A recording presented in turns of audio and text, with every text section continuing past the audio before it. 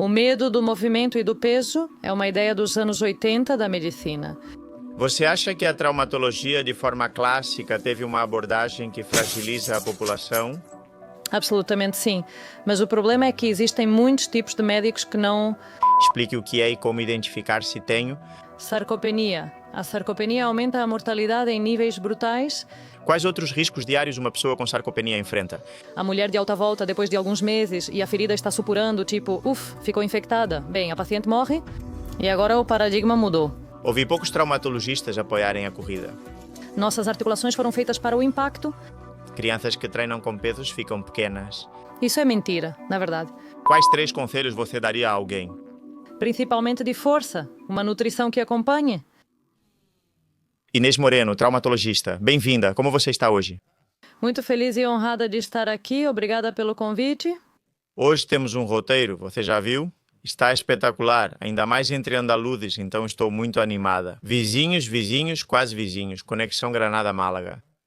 Além disso, acho que Dani me lembra, acho que é a primeira traumatologista que vem. Algum outro? Sim, primeira.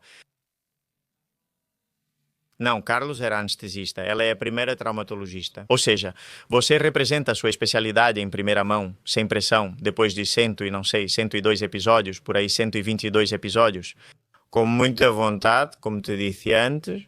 Não vejo muitos perfis de traumatologistas que fazem divulgação, existem alguns, mas me chamou muito a atenção a sua divulgação porque você utiliza uma ferramenta do marketing digital que é o storytelling, que é maravilhosa porque faz com que as pessoas fiquem com as histórias, que além disso você as conta. Dá para ver que você é apaixonado, ou seja, isso é transmitido. Como você começou a divulgar diariamente? Por quê e como?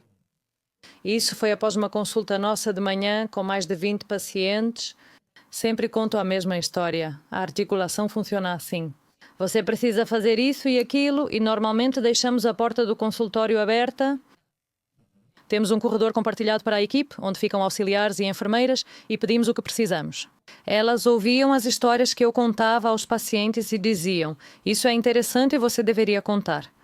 Certo dia, após o trabalho, o primeiro vídeo estava no vestiário. Ao sair, falei: terminei a consulta, vou contar para vocês. E eu fiz isso meio escondida, porque eu tinha muita vergonha.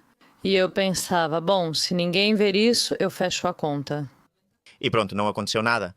E acontece que com um vídeo postado naquela tarde, minha mãe me pergunta: Inês, você é a traumatologista geek? Eu disse, como assim? Ela disse, sim, minhas amigas estão me escrevendo dizendo que você postou um vídeo. Ou seja, que já o primeiro vídeo... Sem o meu anonimato. Não durou nada. Você se lembra do que contou nesse vídeo? Então, nesse vídeo eu falei sobre o cálcio, sobre a deficiência de cálcio na população e quais alimentos da cozinha deles poderiam consumir para suprir o cálcio. Digamos... Ah, muito bom, sim. E hoje em dia estamos com quantos? 500 mil de seguidores, sim ou mais? Não? Sim. Sim, nos 180 mil, então sim. Por recorde. Ou seja, incrível, genial. Bom, dá para ver que você gosta e isso se reflete na tela. Vamos começar. Vou te perguntar sobre a sua especialidade e às vezes faço perguntas incisivas, tá? Não se assuste, mas tem que cutucar um pouco. E se não, o episódio... Então, você acha que a traumatologia classicamente teve uma abordagem que fragiliza a população ou nos deixou mais frágeis? Absolutamente sim.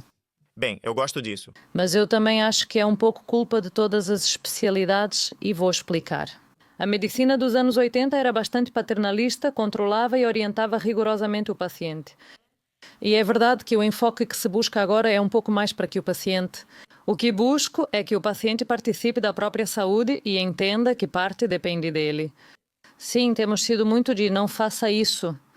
Tínhamos ideias equivocadas sobre traumatologia que agora estão sendo corrigidas e isso nos levou a agir assim. Sim, vamos falar disso agora, mas sinto que entre as especialidades, o traumatologista é quem mais diz não faça isso, não faça aquilo. O exercício de força, o cuidado com a coluna, tudo isso. Tem sido uma figura de grande autoridade, que inclusive, às vezes, se posicionou contra muitas atividades esportivas ou exercícios físicos que já foram comprovados como benéficos. Vamos entrar em mais detalhes porque tem um termo que tem sido muito falado ultimamente, que é a kinesiofobia, o medo de se movimentar. Então você acha que essas atitudes podem contribuir para essa kinesiofobia? Claro, eu acho que o medo de se movimentar, o medo do peso, é uma concepção um pouco dos anos 80 da medicina, porque já existem muitos estudos que desmentem esse medo de se movimentar, esse medo de fazer força, e há muitos depoimentos também, depois a gente vai entrar um pouco mais nisso. Inclusive na coluna, que era onde mais se contraindicava o exercício de força, agora já é usado como tratamento. O problema é que a pessoa que não pratica esportes não recomenda praticar esportes por causa de protótipos de médicos que também não praticam muito esporte. Então essas pessoas não vão entender porque não vão sintonizar, digamos assim, com as pessoas que gostam de esporte e praticam ativamente. Também devo dizer que já conheci muitos traumatologistas esportistas. Na verdade, hoje em dia eu diria que é uma das especialidades mais esportistas, O paradigma está mudando bastante. principalmente esportistas de endurance, mas também conheço amigos do CrossFit que acabam se machucando. Acho que também, assim como outras especialidades, estão entrando no caminho da melhoria. Ainda bem, agora vamos falar de uma doença que envolve muitas especialidades, que é a sarcopenia. Acho que você fez a tese sobre sarcopenia. Ainda estou trabalhando nisso. Genial. Se quiser, explique o que é sarcopenia e como identificar se tenho ou não. Certo, sarcopenia é falta de músculo, né? Sarcos é músculo em grego e penia significa falta. Então, em princípio, é isso. E cada dia tem mais casos, porque o principal fator é a idade do paciente. E isso é uma coisa na qual não dá para influenciar, mas dá para reverter e evitar as duas coisas. Então, a nossa tese, principalmente, é estabelecer quantas pessoas têm menos músculo do que deveriam, porque não é algo simples. Tem muita gente idosa, na verdade, em pouco tempo vai ser uma em cada 3 pessoas com mais de 65 anos. Ou seja, estamos indo e na Espanha estamos avançando a passos largos. Então, primeiro é definir quantas pessoas têm déficit muscular. Para isso estamos usando escalas de muitos lugares. Estamos tentando ver como medir a sarcopenia, porque esse é o primeiro problema, claro. Existem parâmetros mais fáceis, por exemplo, medir o diâmetro do quadríceps, ou seja, é bastante simples. Outro que usamos é a força de preensão, porque não adianta nada você ter 20 kg de músculos e depois sua força de preensão ser. E depois tem outro que é a impedância. Essas balanças em que você fica descalço e depois coisas mais complexas, como o DEXA e outras. O que estamos tentando, digamos, evitar é que você precise fazer um exame de imagem para saber se deveria ter mais músculo, mas que simplesmente seja levantar, sentar na cadeira, caminhar 100 metros. Medimos tudo isso para identificar se você tem sarcopenia. Esses testes funcionais são comuns em consultas de traumatologia. Não, de jeito nenhum, de jeito nenhum. A intenção é incorporá-los de forma simples e ter orientação, pois percebi que eles têm. Além do que está escrito, vivi isso pessoalmente. A sarcopenia aumenta a mortalidade em níveis brutais. Eu me lembro que operei uma prótese de quadril e nós, na abordagem que fazemos normalmente, nos cortes que fazemos, tá? Um dos músculos que vemos é o glúteo médio, mas uma paciente que tinha o glúteo médio super atrofiado, quase não havia fibra muscular, era tudo gordura, totalmente. A mulher recebe alta, retorna meses depois com a ferida supurando, infecciona, a paciente morre. Penso, já era, não sei, os quadris. Metade morre no primeiro ano, é uma fratura, e meses depois outra paciente chega com nova fratura de quadril. É mais grave, pois ela já tinha ido à emergência e não perceberam. Ela foi para casa e só descobrimos a fratura na consulta uma semana depois, então ela esperou uma semana pela cirurgia.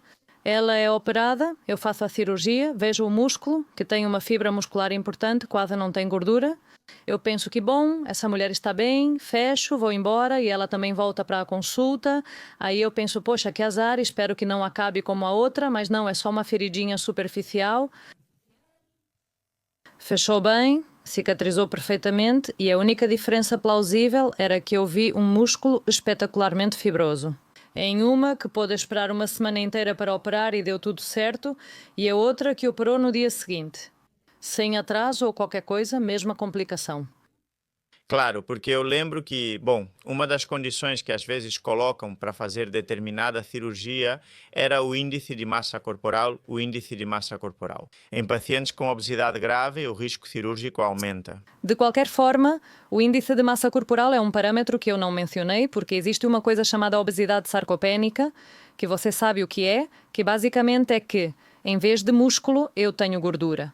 Então, essa gordura é peso, contribui para o índice de massa corporal e eu posso ter sarcopenia, posso ter obesidade.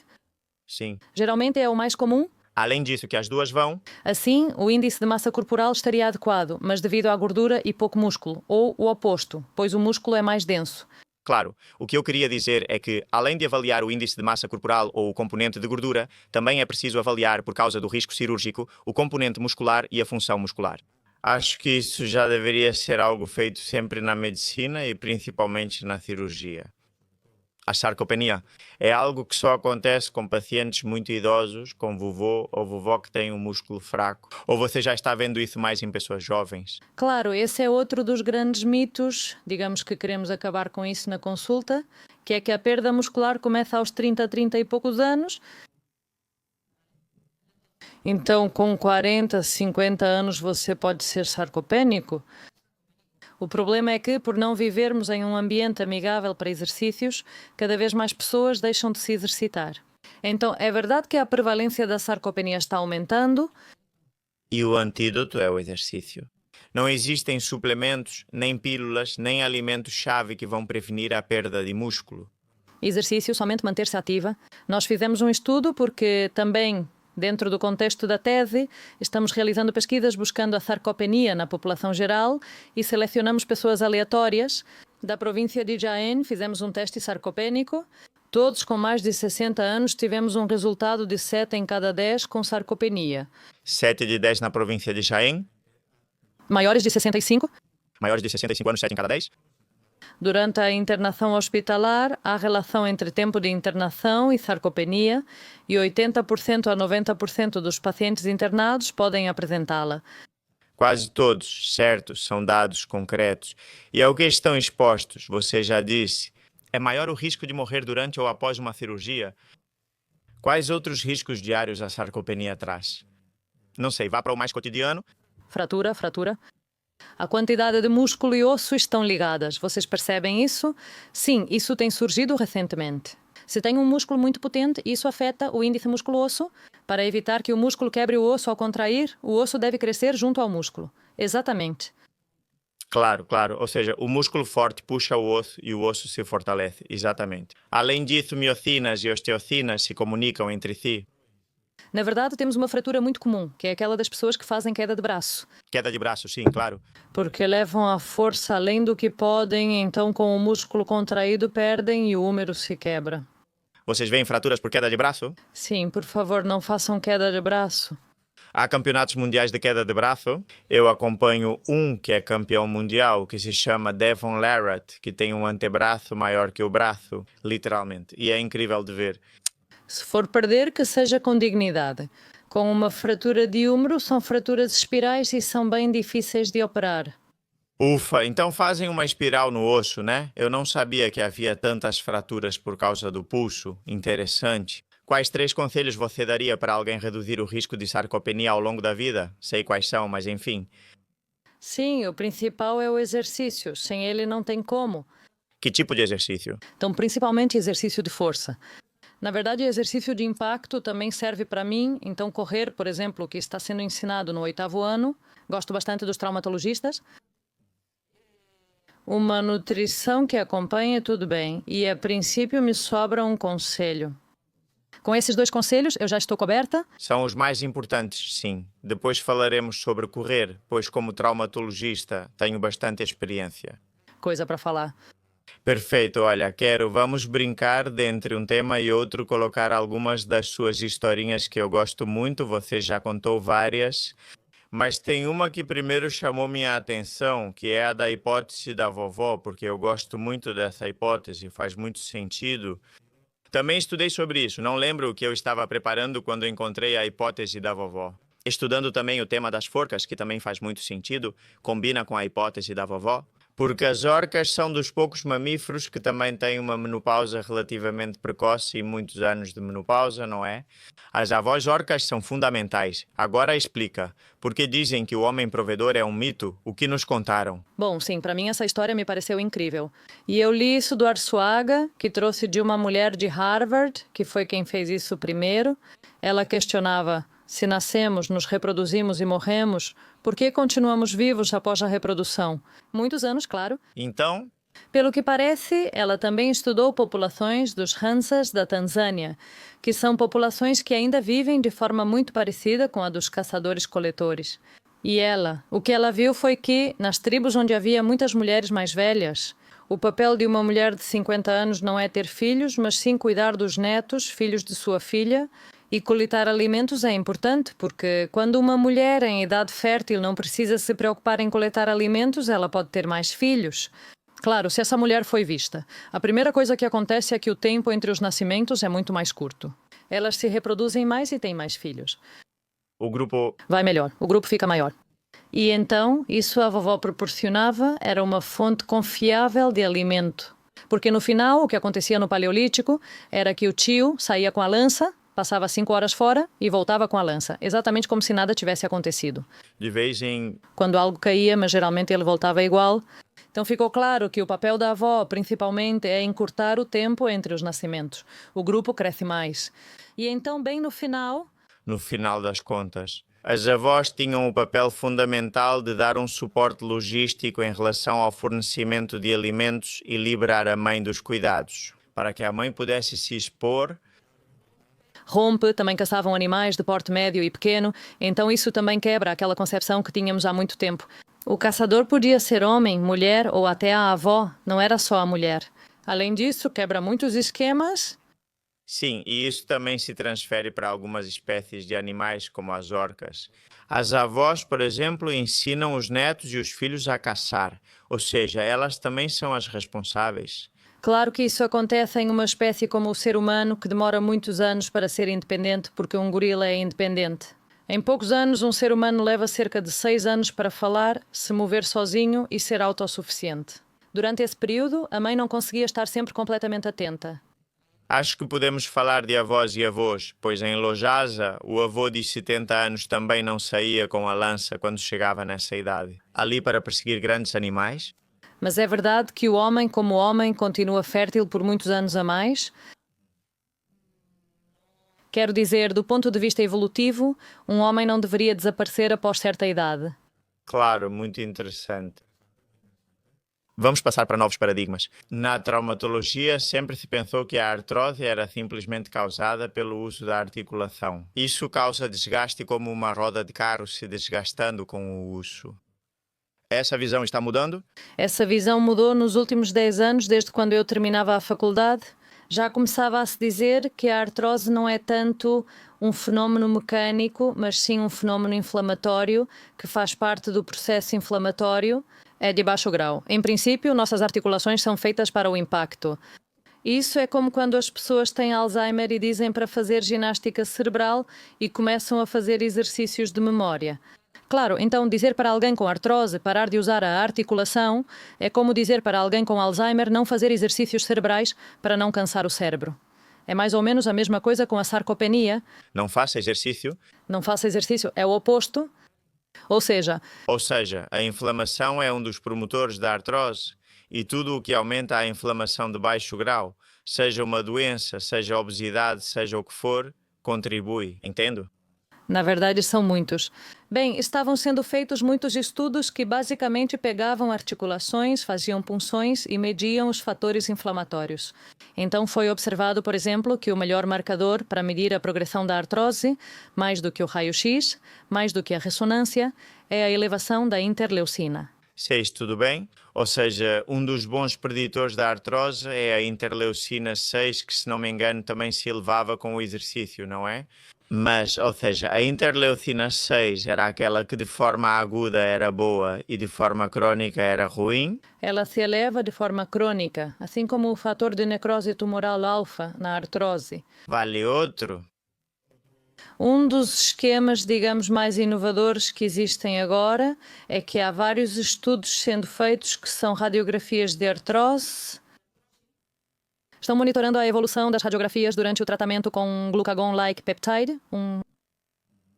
E então está sendo observado que, antes mesmo de começar a perda de peso, já há uma redução nos parâmetros inflamatórios e uma melhora na artrose. Mesmo sem que o peso tenha mudado. Sem perda de peso, já há mudanças na articulação. Sim, estão as fotos e o problema dos glucagon-like peptide. Pois isso é a perda de músculo. Isso não... Nós resolvemos isso tão... Eles estão trabalhando nisso. Ou seja, há novos medicamentos em desenvolvimento que querem ser combinados com os glucagon-like peptide, para evitar a perda de peso. Ou seja, isso vai chegar, né? Vai chegar com inibidores de miostatina, vamos ver até onde chega. Certo? Eu li sobre isso e achei super interessante. Que outras provas ainda faltam para mostrar que a artrose é mais inflamatória do que mecânica? Portanto, dizer para uma pessoa com artrose não se mexer costuma ser contraproducente para a fisiopatologia da doença. Não, outra coisa é quando a dor é tão incapacitante que, poxa... O exercício progressivo, assim como quem tem Alzheimer, faz sudoku e exercícios simples. Você não pode querer correr uma maratona com artrose nos joelhos, tem que fazer um treinamento progressivo. Tudo bem? O movimento, quando causa dor, é um dos fatores que faz com que as pessoas não pratiquem exercícios. Não me dói me mexer, dói, portanto não me mexo, mas o movimento também pode ser analgésico. Primeiro, é preciso diferenciar o tipo de dor. Se sinto uma dor leve que não me impede de praticar esportes e ela some após o exercício, é apenas uma dor leve. O problema é que se eu sinto dor durante o exercício, termino o exercício e a dor aumenta ou ela persiste. Vários dias depois, obviamente eu exagerei, mas uma dor leve, ainda mais quando estamos vindo de uma lesão, isso vai estar ali. A questão é não treinar em excesso. Depois, é verdade que foi comprovado, por isso recomendamos muito para pessoas que acabaram de passar por uma cirurgia, é que o exercício físico produz uma série de hormônios que, além de ativar circuitos de recompensa, inibem o estímulo doloroso, porque o estímulo doloroso tem mecanismos que o desligam. Além disso, o estímulo doloroso depende muito do sistema nervoso central. Você pode ativá-lo e inibi-lo por conta própria, mesmo que o estímulo da dor não mude realmente. Não, isso complicaria muito. Você acha que a nova traumatologia, vamos dizer assim, está cada vez menos intensa? Você já apresentou? Você tem algum daqueles que gosta de colocar pinos, gosta de fazer isso? Mas às vezes a resposta passa por não fazer, ou às vezes o centro cirúrgico nem sempre é a solução. Acho que lembro que recentemente surgiu uma nova intervenção para, não sei se era o ligamento cruzado anterior. Podemos conversar sobre isso? Falamos sobre isso, lembro disso. A traumatologia passou por várias fases. Digamos que para nós a ressonância foi um dos vídeos mais polêmicos que eu postei, refletindo se realmente faremos uma ressonância. Explico. Nos anos 80, com o início das ressonâncias e a redução dos preços, elas ficaram acessíveis. Desculpa, quando começaram a se tornar acessíveis, começaram a ser feitas ressonâncias. Um monte. Dor no joelho, ressonância, dor nas costas, ressonância, e cada lesão que víamos, tínhamos que consertar. Entramos numa fúria, aquilo de quem tem um martelo, tudo vira prego. Antes, víamos e consertávamos menisco ou hérnia. Agora o paradigma mudou devido à nossa dedicação. Também fizemos muitos exames de ressonância em pessoas saudáveis. E acontece que há rupturas de menisco a partir dos 30 anos em todo o mundo. Rupturas parciais do manguito rotador em todo o mundo, hérnias também. Já mudou o paradigma de que toda lesão vista precisa ser tratada. Mas sim que muitas vezes estamos vendo mais do que talvez deveríamos ver. Obrigada. Bom, ou seja, sim, que optamos por uma atitude menos intervencionista quando não há sintomas, ou seja, quando não há sim. Encontrar um menisco rompido é como achar um fio de cabelo branco. Quer dizer que as articulações envelhecem e então é como se aparecesse uma ruga. Quer dizer sim. Mas é uma mudança de mentalidade importante, pois acredito que atualmente a população em geral que faz uma ressonância da coluna e vê uma protrusão ou uma hérnia sem sintomas, muda seu comportamento. E eu tenho amigos que pararam de praticar esportes, ou bom, não esportes, mas certos movimentos, simplesmente por medo, mesmo sem ter sintomas. Esse é o problema. Se quase 25% das pessoas acima de 30 anos têm rompimento de menisco, imagine dizer a uma população caçadora-coletora para parar de caçar aos 30 por causa disso. Não, claro, é tão ridículo assim. Claro, claro. O que é isso da Bolsa de Bogotá? Esse reel também fez muito sucesso? Bom, esse também é dos anos 80, quando as guerrilhas da Colômbia estavam em alta. E então havia explosões de carros diariamente, atentados com metralhadoras. Então havia feridas abdominais enormes e um dos problemas que tinham era que, claro, tinham feridas viscerais e precisavam operar. Barrigas eles tinham. E o que faziam com as barrigas? É que se você tinha perdido muita pele, talvez por uma explosão ou por um impacto de bala ou qualquer coisa assim, aí toda na área queimada, essa pele precisa ser removida. Então, claro, se você tenta fechar esse ferimento de novo, a pele não estica tanto. Se fechar com muita pressão, o diafragma não desce e a pessoa sufoca. Se deixar aberto, pode infeccionar e causar problemas. Pelo visto, havia um cirurgião colombiano na sala operando uma dessas barrigas após mais de 4 horas de cirurgia. E claro, ele disse, e agora, o que eu faço? Eu deixo aberto, fecho, e então uma bolsa do soro que estava caindo no paciente, ele pergunta, essa bolsa está estéril, não está? Dizem que sim, dizem. Bom, então a gente costura na barriga assim, tipo uma janela. Claro, abrimos e fechamos. Claro, a gente vê como está a barriga. E se depois, na enfermaria, eu vejo que está melhor ou pior, aí eu já. E assim como é transparente, eles vão vendo como está a cicatrização. Na verdade, isso agora é usado em traumatologia. Na enfermaria, usamos curativos transparentes para cobrir. A ferida está isolada do exterior porque está estéril, mas você pode ver a ferida, se tem pus, se não tem pus, se tem sangue. Ah, um gênio, um gênio. Uma boa observação. E acima de tudo, barato e claro. Das melhores descobertas que são baratas e geniais, não tem outra coisa. Bom, Inês, agora vamos falar de alguns mitos na traumatologia. Revisei os mais comuns, especialmente os que mais ouço de seguidores, amigos e pessoas próximas. Você vai nos explicando se são mitos, se não, alguns talvez não sejam mitos. Bom, você me conta. O primeiro é que correr causa lesões e destrói o joelho. Até agora, ouvi poucos traumatologistas que apoiam a corrida. Pois eu devo ser a estranha. Eu sou. Às vezes me sinto como Dom Quixote lutando contra moinhos o tempo todo. Porque eu não só acho que correr não é lesivo, como também é bom, no sentido de que é um exercício de impacto. Aumentar massa muscular também eleva a densidade óssea, mas correr e pular corda são os exercícios que mais fortalecem os ossos. Claro, é preciso se adaptar ao impacto. Por causa do impacto, exatamente. A famosa Lei de Wolf, sobre a qual já fiz um vídeo, basicamente afirma que a quantidade de osso depende do exercício realizado. Então, por exemplo, os samurais tinham tíbias que praticamente não tinham medula, era tudo cortical, tudo osso duro. Porque Eles treinavam muito e com muito impacto, pulavam dos telhados como crianças. Isso vale. que bom, não precisa ter medo de correr, mas é importante ter musculatura forte para isso. A única ressalva é então ter um treinamento, uma adaptação, digamos, progressiva. Recomenda-se que você não aumente mais do que 10% da sua distância máxima semanal. Claro, existem estudos com quase 200 mil pacientes. Eu até fiz um vídeo sobre isso. Peguei o vídeo de um traumatologista. Olha, ele dizia, vou operar um joelho e vocês não precisam correr maratonas. Então eu peguei esse vídeo e disse que era falso. Claro. Porque há estudos com mais de 200 mil pacientes analisando a quantidade de artrose em quem corre ou não corre. E entre os sedentários havia cerca de 10% de artrose, pessoas jovens e tal. Quantas pessoas você acha que corriam maratonas e longas distâncias? Quanto você disse? Entre os sedentários, 10%? Aproximadamente entre pessoas jovens. Tem menos. Uns 3%, sim, uns 3%. Ou seja, a taxa de artrose aumenta mesmo em corredores profissionais. Dá para ver que são pessoas que já... Sim, bom. Eu imagino o volume. O volume de um ultramaratonista, sim. Claro. Já os corredores chamados recreativos são aqueles que correm nos finais de semana, fazem treinos longos e durante a semana treinos mais curtos. Essas pessoas diminuem sensivelmente a quantidade de artrose. Bem, então, o impacto não é necessariamente ruim para a articulação e, como você disse, pode até beneficiá-la. Sempre menciono isso na consulta porque é ilustrativo e agrada às pessoas. Nos outros tecidos, um vaso sanguíneo libera o sangue, levando nutrientes, oxigênio e tudo mais. Mas isso não acontece nas articulações. As articulações são o que nós chamamos de avasculares. É uma bolsa de líquido sem circulação de sangue.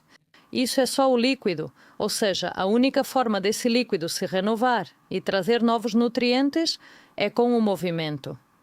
Todas essas injeções que a gente aplica de hialurônico, isso nada mais é do que o ácido que existe naturalmente no joelho. O que faço em laboratório é curioso, pois começou com extração da crista dos galos. Ah, vem da crista dos galos. Os primeiros, agora não mais, mas os primeiros sim. E então isso. Viram que tinha propriedades muito parecidas com o líquido articular, mas se quiser injeção diária de hialurônico para exercício, não precisa pedir ao ortopedista, né? Portanto, só é possível nutrir uma articulação a longo prazo movimentando-a. Basicamente, Absolutamente sim, vale. nadar é o exercício mais completo e há uma afinidade curiosa entre natação e traumatologistas. Ganhar? O problema é o segmento da população mais velha, que isso é público, que nós perdemos. A ginástica na água virou o famoso aquagym, que atrai a todos, mas só o aquagym deu atenção aos maiores de 60 anos. Não há treino funcional para idosos, por isso não ganharam o jogo. É verdade que eu gosto da natação para reabilitar lesões. É verdade que nos estudos mais recentes dizem que, embora não se ganhe massa óssea, também não se perde muita, ou seja, pode ajudar a conservar, mas é verdade que tem pouco impacto. Então, se o que eu quero é mais massa muscular e mais massa óssea, não é o melhor esporte, mas para a reabilitação... E isso é igual ao ciclismo, né? No final, o esporte é antigo. Mas eu prefiro o ciclismo à natação. Sim, digo, mas para a osteopenia, a osteoporose não é dos que mais ajuda. Mas o ciclismo para a artrose femoropatelar especificamente me parece espetacular, previne muitas lesões. Obrigada. Dizem que crianças que treinam com pesos não crescem e ficam pequenas. Isso é mentira. Na verdade, por causa desse medo de peso em crianças, pois foi observado, por exemplo, que agora mesmo em crianças estão ocorrendo muitas rupturas do ligamento cruzado anterior. Um dos principais temas nos congressos de trauma é como reparar o cruzado anterior de uma criança sem causar danos. A física de crescimento, por quê? Porque para o cruzado a física está muito próxima. Então tudo é criar técnicas, mas será que poderíamos agir antes se as crianças começassem a treinar? Quadríceps. O quadríceps protege e supre a função do cruzado anterior. E além disso, geraríamos, é isso, aderência ao esporte. Elas gostariam... Elas integrariam? Exato. Que não seja só jogar futebol ou basquete, que é ótimo, mas há muito mais que uma criança pode fazer sem precisar usar cargas altas nem nada disso. Quero dizer que, ao pular ou saltar de uma cadeira para o chão, a criança está recebendo carga. Certo? Então, Vale outro medo grande. O levantamento terra é um passaporte direto para sobrecarregar a coluna. pois absolutamente não. É que o problema são esses mitos, como o de que o joelho não pode passar dos pés, mas claro, se meu fêmur é longo ou meu tronco é mais longo, inevitavelmente o joelho vai ter que passar dos pés. Se quero evitar que isso aconteça, só consigo fazer o levantamento terra hiperflexionando a coluna. Faço muita curvatura lombar, o que facilita lesões. Claro, Nem todos os corpos são iguais. É que nas redes eu invento um axioma que sirva para todo mundo, tipo, o joelho não pode passar do pé. Faço 3 vídeos e como é tão impactante, tão inesperado, é isso que se promove e que aparece, mas não é a realidade. claro, isso acontece em todos os nichos. Esse assunto também é muito forte. Faço ressonância, tenho protrusão e hérnia, me sinto ótimo, mas dizem que não posso fazer exercícios de força. Claro, esse é outro dos mitos, né, da traumatologia. A coluna não é tão inútil, tá? Existem muitas protrusões que não causam sintomas. Sempre mostro nas ressonâncias o ligamento longitudinal posterior, que funciona como uma parede de emergência contra a hérnia. Então eu posso ter um disco que está protruindo, mas esse ligamento está segurando ele para mim. Ocorre algo semelhante ao joelho, quanto mais quadríceps, gastrocnêmios e estabilizadores dinâmicos, menos o menisco é exigido e maior sua durabilidade. Na coluna é igual. Com mais musculatura paravertebral, o disco trabalha menos e sua vida útil aumenta. Ou seja, não só previne, como também é um tratamento. Na verdade, foi engraçado porque escrevi um artigo no Ideal sobre lombalgia, o quê? E isso gerou vários vídeos de pessoas contando o seu caso de eu me curei da lombalgia praticando esportes, porque nesse artigo eu falava justamente do esporte como tratamento para a lombalgia. Sim, isso muda totalmente o que nos disseram até agora. Outra coisa é pensar. Eu acho que a cartilagem é um dos tecidos menos compreendidos. Pensar na cartilagem como um pneu que vai se desgastando que tem, sei lá, 10.000 quilômetros e no quilômetro 10.000 já acabou. Você já não tem mais cartilagem, mas não é assim. Ou seja, existe uma forma de manter a cartilagem funcional e saudável com muita durabilidade ao longo de toda a vida. Olha, existe um fator genético que é importante. Entre 30% e 50%, mas isso acontece principalmente nos joelhos e nos polegares. Nos joelhos e nos polegares. Sim, a risartrose é bastante genética. Digo aos meus pacientes que alguns herdam oliveiras e outros risartrose. Quem dera, quem dera. Mas é mais ou menos isso.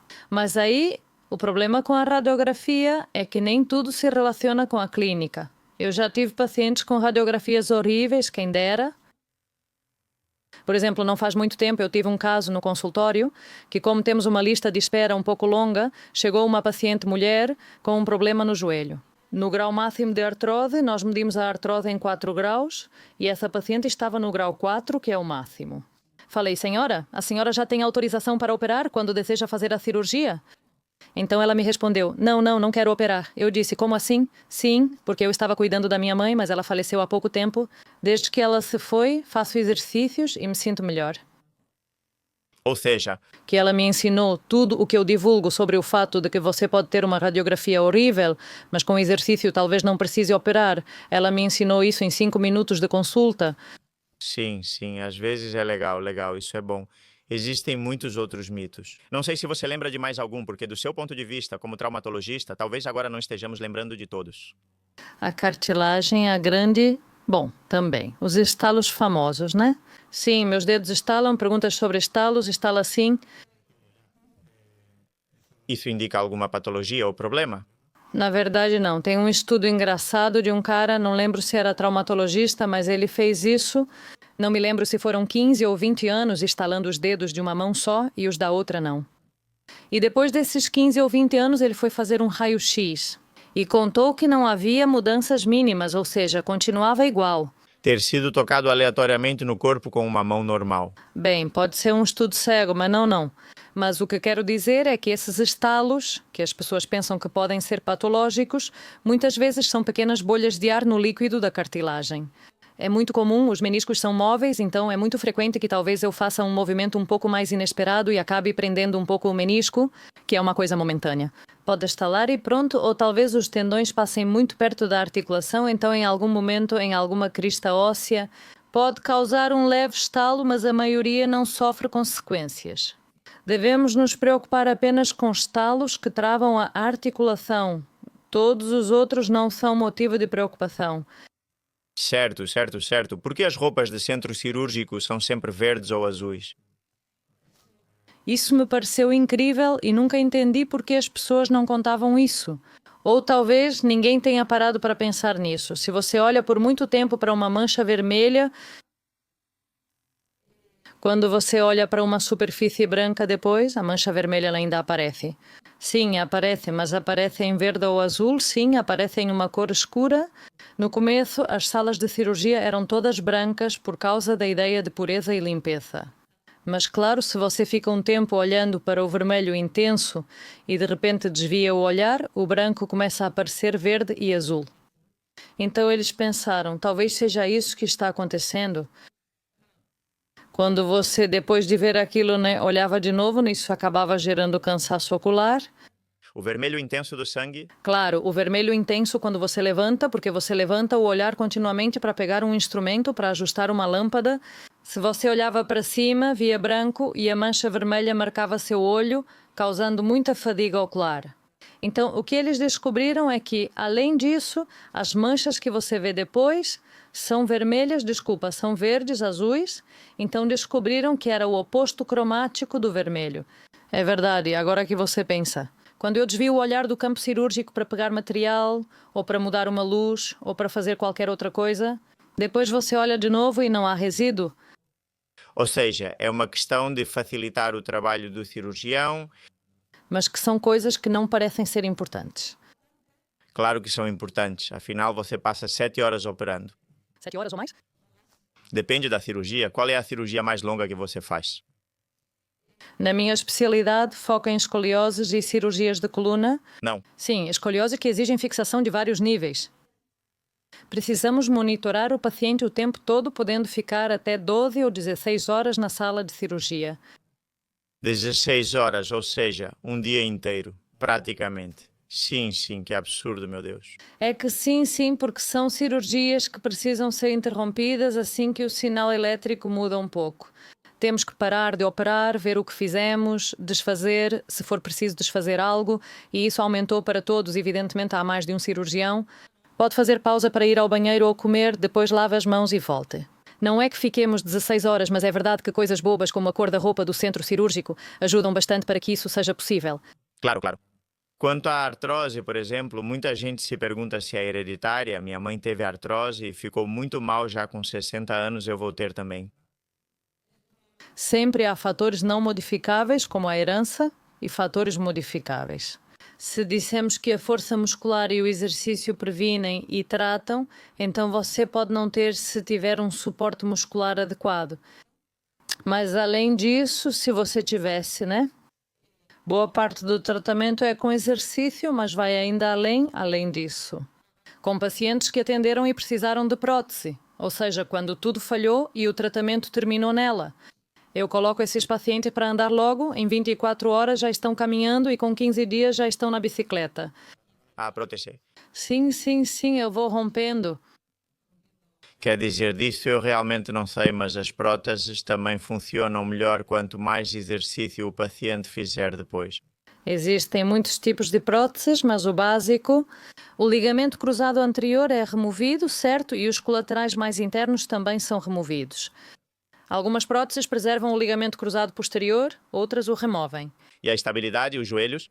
É feito com componentes de polietileno, ou seja, plástico, além de partes musculares do paciente. Digo isso a você, não apenas como tratamento. É que se você começar a fazer musculação, exercícios de impacto e sua artrose não melhora. Colocamos a prótese, mas você tem que continuar fazendo exercícios, porque essa prótese vai funcionar melhor quanto mais exercício você fizer. Chegam ao consultório com um vídeo. Olha, estou andando de bicicleta com minha prótese. Bem. E essa ideia de que as articulações ou a artrose doem mais quando vai chover tem algum fundamento? Parece que sim, ou Não é uma superstição de avó, não é? parece que foram feitos estudos com bastante gente e realmente parece que o clima frio aumenta a dor da artrose. Pode ser porque o líquido da cartilagem fique um pouco menos viscoso. Essa é uma das explicações que dão. E outra é que o tempo vai mudar para chuva, porque, pelo visto, a pressão atmosférica muda antes das tempestades. E essa mudança de pressão também é sentida nas articulações. Porque vários receptores ficam mais ácidos. A pressão também afeta um pouco as fraturas nas articulações, ou pessoas que já tiveram uma fratura antes. Curioso. Então as avós estavam certas? Sim. Não era tão mentira assim. Ei, isso de que Platão foi o primeiro gimbro? Isso é ótimo, porque na verdade existem vários estudos, eles se contradizem muito, porque é verdade que, um estudo de 3.000 faz uns 2.500 anos mais ou menos. Bem, as fontes são um pouco, mas parece que Platão não era o nome, e sim que o nome da família era Aristócles. Então muita gente diz que talvez Platão não fosse exatamente o seu nome, mas sim um apelido carinhoso que davam para ele lá na Grécia porque diziam que ele treinava muito. Na verdade, ele competiu em uns jogos chamados insulares, que eram parecidos com os olímpicos. Inclusive, há debate sobre se ele poderia ter competido nos Jogos Olímpicos. Claro. Ele dizia isso, que a mente e o corpo andavam juntos, que era preciso treinar para pensar melhor.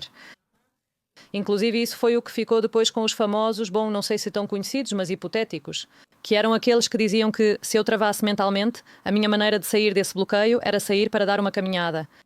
Os peripatéticos, não, sim, interessante. A história também te ensina muito quando você se coloca em outra posição assim. Bastante. Masao era como ele se chamava, Ramon y Cajal. Ramon y Cajal, sim. Que era outro, Gimbró, tinha porta. Além disso, sim. Sim, competiu em fisiculturismo. Ou seja, muitas vezes tem foto por aí do Ramon y Cajal forte. Sim, a gente tem essa percepção de que quem treina é meio desajeitado. Os nerds ou os marombeiros de academia. Não, os mitos e os estereótipos que colocam na nossa cabeça, não, que não dá para fazer. Bom, na verdade é super interessante, você deve saber disso. O músculo, como órgão endócrino, produz o fator neurotrófico derivado do cérebro, esse famoso que é um fator neurotrófico. Sim, sim, é uma das poucas coisas que foi comprovada para prevenir ou retardar o aparecimento de doenças neurodegenerativas com o exercício. Ou seja, o músculo e extensão do sistema nervoso também, onde as terminações nervosas chegam ao músculo. É que a gente vê isso como algo separado. Na verdade, há muita gente sempre, tem muita gente que diz que nosso cérebro cresceu tanto depois que a gente começou a andar ereto. Deixamos as mãos livres e pensamos, e agora? Assim criamos ferramentas. Ou parece que até mesmo o estímulo motor veio antes do cérebro grande? Claro. Claro, eles estão dizendo agora sim? Sim, que primeiro veio o músculo e depois isso fez com que desenvolvêssemos ao nível do sistema nervoso central. Outro grande problema da traumatologia, que principalmente afeta, acredito, pessoas mais jovens e que também, para mim, às vezes se torna uma sentença anti-esporte ou anti-movimento. É condromalácia patelar. Não me disseram que tenho condromalácia? São 4 graus, certo? Sim, 4. Grau 2. Por isso não posso correr, fazer agachamentos ou outros exercícios. X. O que é condromalácia e o que realmente te limita e o que não te limita? Condromalácia, seja patelofemoral ou não, é a afetação da cartilagem, pois condro significa cartilagem. Pode ser na patela ou onde quiser, ok? E isso tem 4 níveis. Digamos que o nível 1 é praticamente quase nenhum achado, no máximo que fique só um pouco mais macia.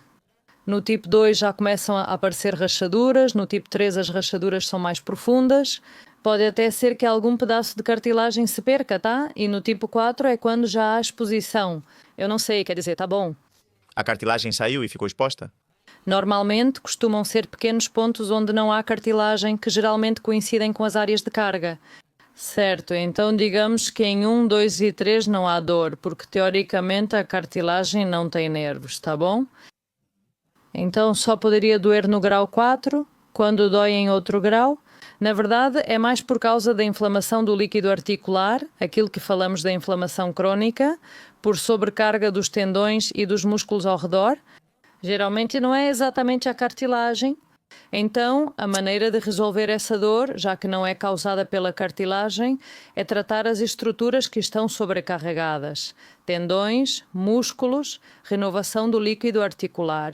E como fazemos tudo isso? Mais ou menos já comentamos. Com exercício e com impacto, pode ser.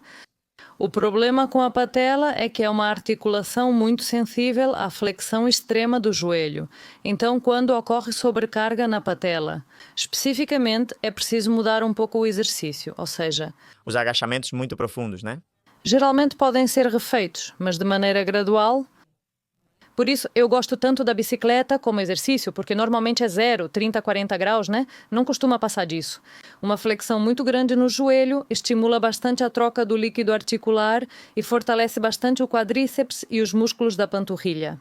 Então, nesse sentido, eu realmente uso muito isso. Na verdade, dá para ver, eu não sou preparadora esportiva nem nada do tipo, mas eu adoro esporte. Eu vou assistir basquete, vou assistir futebol. E você? Quando chega ao campo, o que vê primeiro? Já esteve perto dos bancos dos jogadores? Há 2 ou 3 bicicletas ergométricas. Para ir se preparando, certo? Antes de entrar em campo, né? Eles fazem isso para prevenir lesões, já que se um jogador se machuca na temporada, prejudica o clube e envolve milhões. Milhões, milhões, milhões, beleza? Existem causas importantes contra a malásia, como fatores biomecânicos, por exemplo, maior valgo nos joelhos. Ou bem, você já disse que o quadríceps fraco é uma delas, mas existem outras causas. Existem muitas causas. Nós chamamos isso de ângulo Q, que basicamente mede o eixo da articulação de todas as articulações da perna. Então isso pode mudar por muitos fatores. Pode mudar na altura do quadril, porque muda a rotação, certo? Então, a fraqueza do glúteo médio, por exemplo, faz com que a perna gire para dentro e isso provoca um valgo. Os joelhinhos vão para dentro, aí se o pé cai, por exemplo, o arco do pé, isso pode cair por causa de uma fraqueza do tibial posterior. Se você observar um pouco, a patela pode ir para fora por causa de uma fraqueza do vasto medial. No final, tudo são problemas musculares, né? Se você pensar bem, então podemos tratar o sintoma, não se mexa, tá bom? Estou tratando o sintoma, mas eu não quero tratar, como traumatologista, não me contento em tratar só o sintoma, como dar um paracetamol. Quero tratar a causa. Então, se a causa é uma fraqueza do glúteo médio, uma fraqueza do vasto medial, uma fraqueza do tibial posterior, o tratamento é o que é. Claro, e você acha que na Espanha, já sei, né? Só para dar algum conteúdo. Existe infraestrutura suficiente de fisioterapia ou de reabilitadores para orientar adequadamente o paciente? Que você diz, olha Manolo, o seu glúteo médio está muito fraco, você precisa fortalecê-lo. Realmente temos circuitos eficazes? Absolutamente não, existem pouquíssimos circuitos, os circuitos que existem funcionam muito mal e não há nenhuma comunicação. Cirurgião, fisioterapeuta, paciente. Recentemente atendi um paciente com artrose avançada no pé, daquela já em estado grave, pós-traumática, em que o único tratamento é deixar as articulações do pé fixas. Então imagina só, na sala de cirurgia ficamos praticamente 6 horas operando esse paciente para deixar todo o pé fixo, colocando enxerto, parafusos, controlando com raio-x. Tudo bem. Você vai começar a fazer fisioterapia, porque já ficamos 6 horas operando e tal. Aí não ocorre nada melhor ao fisioterapeuta do que te dar uma corda e dizer, toma, pula, que eu já volto. Claro, um pé que a gente tinha passado 6 horas operando, claro, no segundo pulo, aquilo. Não me diga que isso aconteceu. Isso aconteceu? O paciente retornou à consulta dizendo que toda a cirurgia foi feita por cima. E agora, o que faço? Eu corto o seu pé, corto a cabeça do fisioterapeuta, corto meus próprios pulsos. Não faz mal. E claro, isso contribui para... Olha, não faça nada, eu vou te ver na consulta em 2 meses, quando isso já tiver melhorado, e aí começamos em 2 meses. Então, é verdade que os fisioterapeutas são super, e eu, no hospital, durante as visitas, converso com os pacientes e digo, podemos começar a fazer tal coisa com este paciente. Ah, ouvi meio acordado, acho que ele responde ali. Quando há comunicação, sim, mas às vezes não. Falta apenas essa comunicação. Sim, e bom, no final isso faz com que esses pacientes a quem você diz, olha, o quadríceps está muito fraco e isso está afetando o seu joelho. Então eles têm que se virar com iniciativas privadas, procurar um treinador bem preparado e se virar, bichuelo. Sim. Bom, Popeye e Olivia. Essa é uma história também. Popeye existiu? É uma ótima história, existiu, mas tive que cortá-la, pois a versão completa é ainda mais brutal. Não é? Então você tem que contar a história completa aqui. Claro, claro. Basicamente era sobre como Frank Rocky Friegel se chamava. O cara era um polonês que tinha emigrado, trabalhava em Chester, e o cara era ativador, movimentava pacotes de coisas, então, pelo visto, ele tinha um antebraço e um braço desenvolvidos, não super desenvolvidos. E então, quando o cara se aposentou da marinha e tal, ele gostava muito de ir aos bares. E pelo que parece, ele era um cara bastante violento, mas era violento com um senso de ética que, pelo que dizem, ele só brigava, mas sempre defendendo mulheres. Bom, mas não precisava ser assim? Quer dizer, ele batia, mas como se fosse um Dexter antigo. Não, na verdade só matava, mas era parecido. Mas então, pelo visto, o Popeye... Claro, quando eu lia em espanhol, eu dizia Popeye, que vem de Popeye, que era tipo olho saltado, porque em uma das brigas deixaram a órbita dele meio destruída.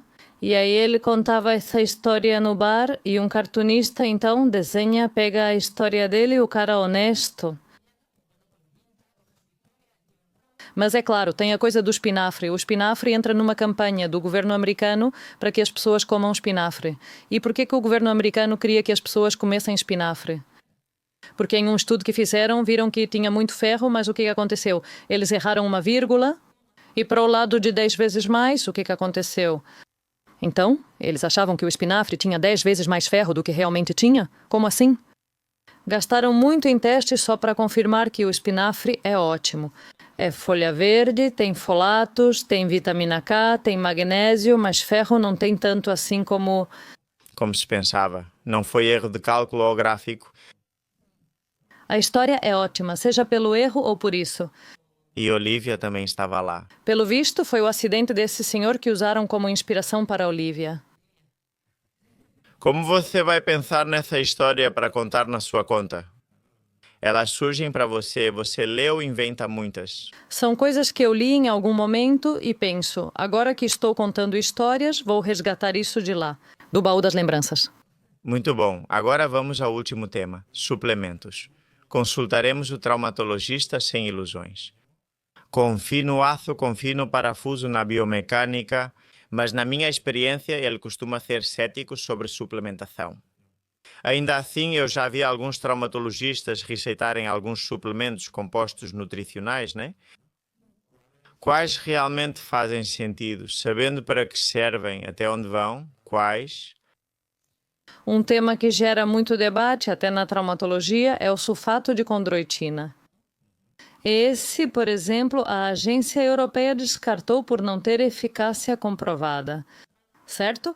E, no entanto, a agência americana o inclui no guia de artrose como primeira linha de tratamento. Primeira, A quem devemos dar ouvidos? E agora, o que acontece? por quê? Esse é o assunto? Na minha experiência pessoal, eu tive uma boa experiência, eu uso. É verdade que eu acho que também depende do grau de artrose de que estamos falando, tá? Depende do paciente. Eu sempre prescrevo combinado com exercício, então muitas vezes não sei se o que funcionou foi o exercício ou se foi o sulfato de condroitina.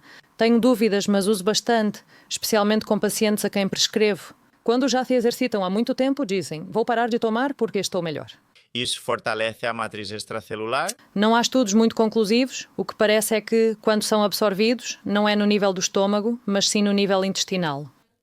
Isso pode favorecer a formação de cartilagens, mas em pessoas mais velhas esse processo é bastante limitado. É como a formação de neurónios. Existe, mas em percentual muito pequeno.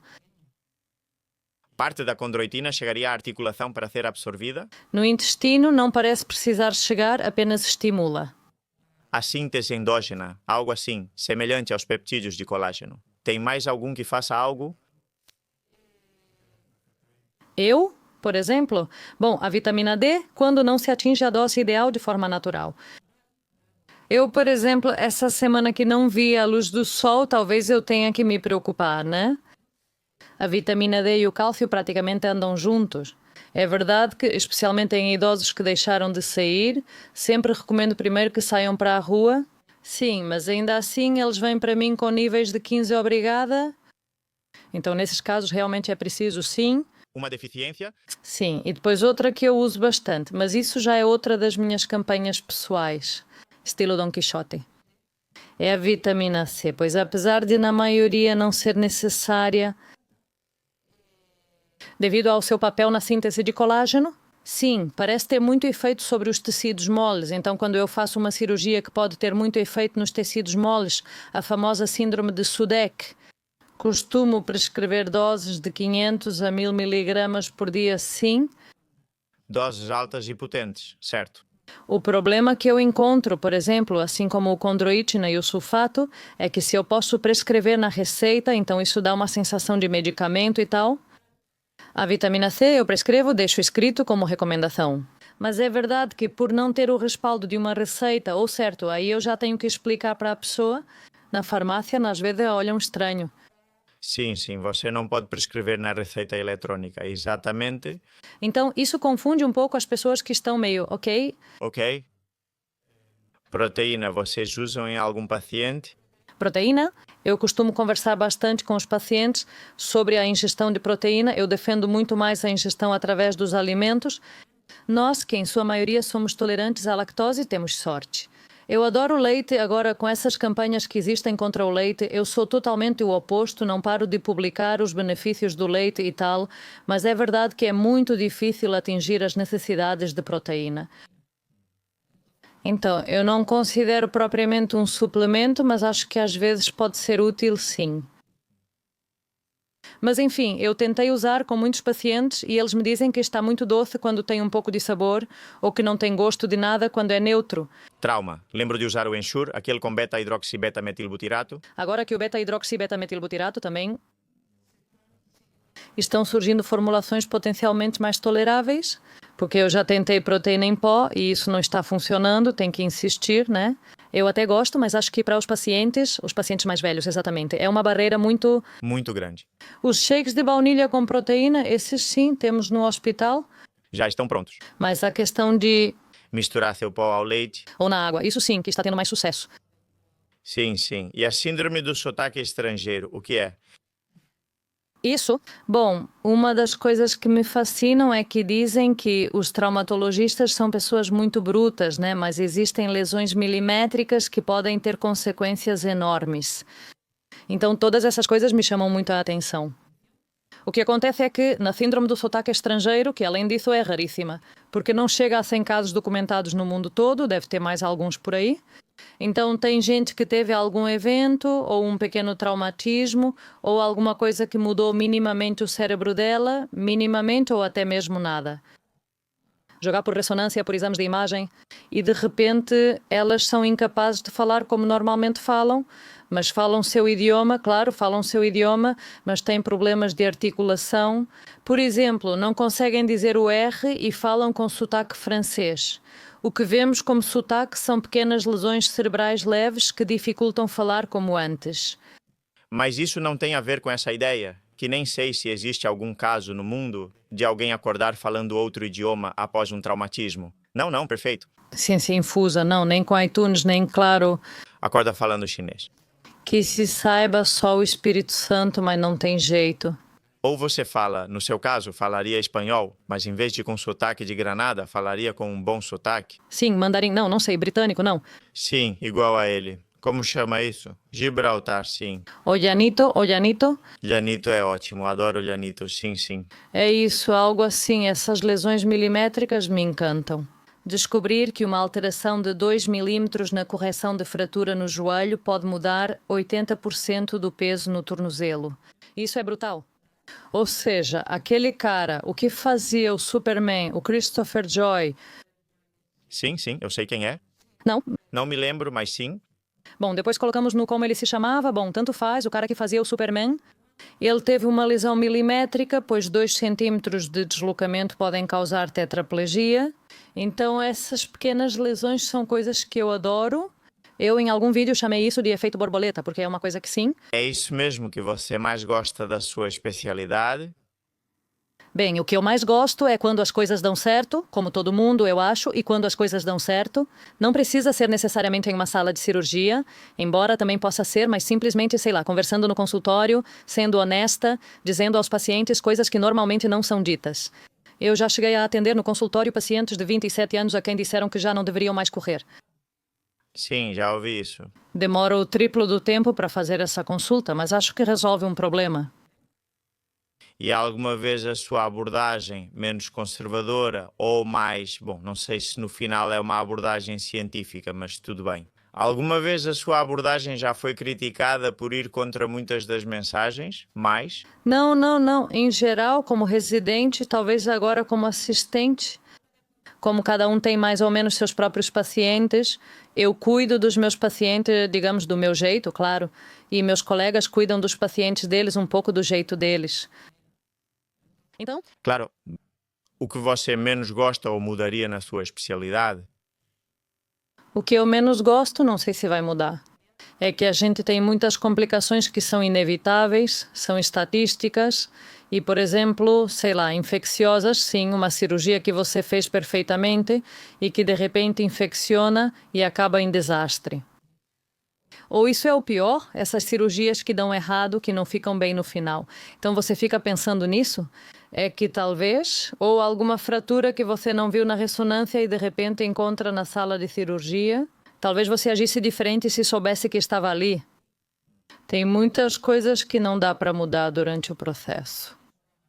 Você escolhe onde abrir a fratura conforme a fratura existente, claro. Então, se não é o que você pensava, dá para fazer, mas aí você fica se perguntando: e se eu tivesse pensado? E se eu tivesse visto? Acho que isso faz parte da profissão, né? Toda especialidade também.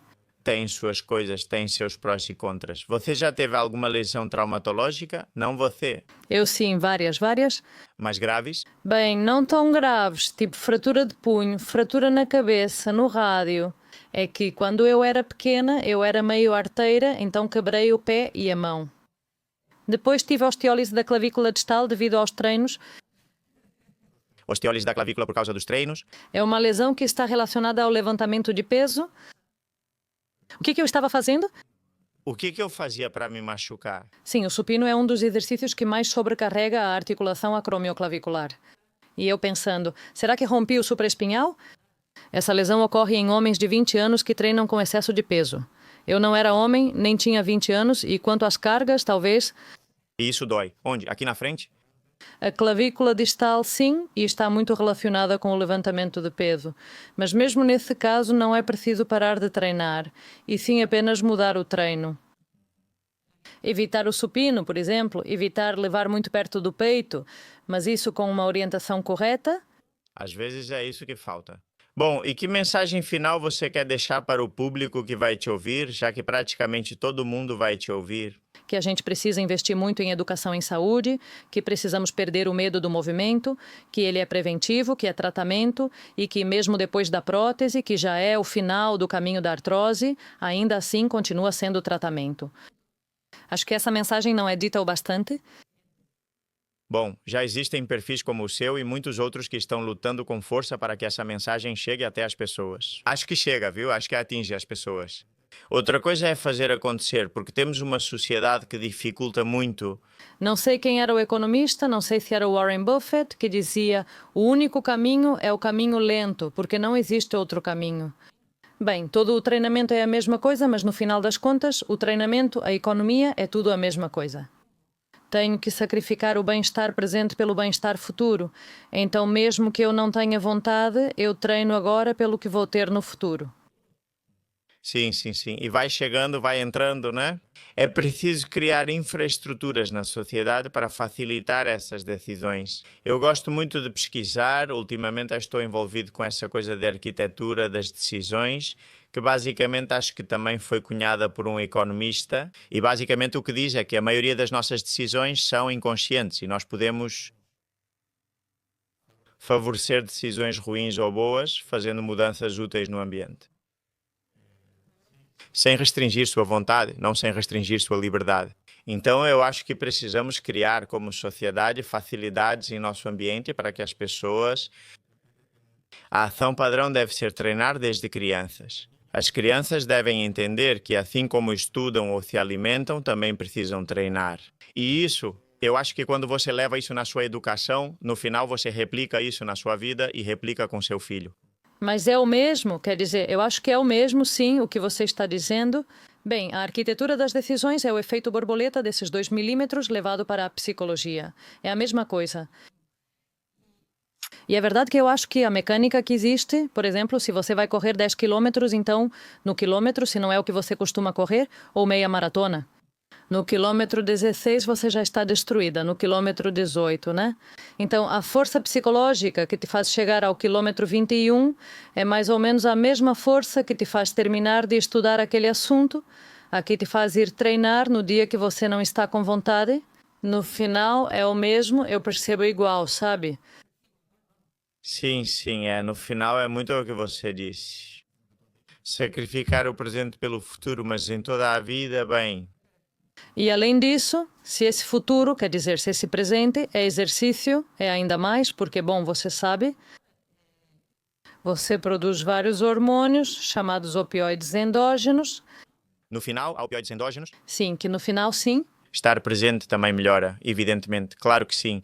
Bom, no domingo tenho uma meia maratona, vou-me lembrar de você. Espero que no quilômetro 16 eu aguente firme até o final. No 16 eu já começo a cair, no 18 então nem se fala. Chegar no 21 é correr. É muito mental, correr é muito mental. No final, você percebe que o corpo vai te mandando sinais o tempo todo desse incômodo, vira dor e te dá sinais para parar, mas você continua. É muito mental. Se seu corpo está saudável e forte, você corre mais do que imagina. Eu fiz no ano passado, quer dizer, em maio deste ano, fiz uma 100 quilômetros, nunca tinha feito uma maratona, e 100 quilômetros que no final você consegue fazer. A maior parte é andando, é uma trilha, dando a volta em Menorca, e no final o que te faz terminar essas corridas é a cabeça. Tendo um corpo minimamente preparado. A média de idade dos maratonistas é de 42 anos. Claro, claro. Ou seja, há pessoas de 30, 50 e 60 anos. Se não está por aí, para mim é ainda melhor. Pelo preço que eu vejo. Então, bom, pessoal. que vocês façam exercícios, que basicamente acho que é a mensagem de um endocrinologista e de uma traumatologista. Hoje, Inês, obrigado pelo tempo. O episódio ficou bem divertido. Espero. E sei que foi uma semana muito difícil de trabalho. Acho que agora você deve descansar neste fim de semana. Espero que seja educativo. Você já sabe que tento manter o nível sempre que seja acessível para todo mundo. Isso é desenhar sem entrar em muitos detalhes técnicos. Isso é desenhar, então você faz perfeitamente. A olho, os resultados estão aí, então é seguir em frente, né? Tem que continuar. Obrigado, pessoal, mais um episódio de Melhor que Ontem. Espero que tenha sido útil para você, que você aplique acima de tudo, que aplique tudo o que contamos aqui. Nos vemos no próximo. Um forte abraço e vamos continuar empoderando.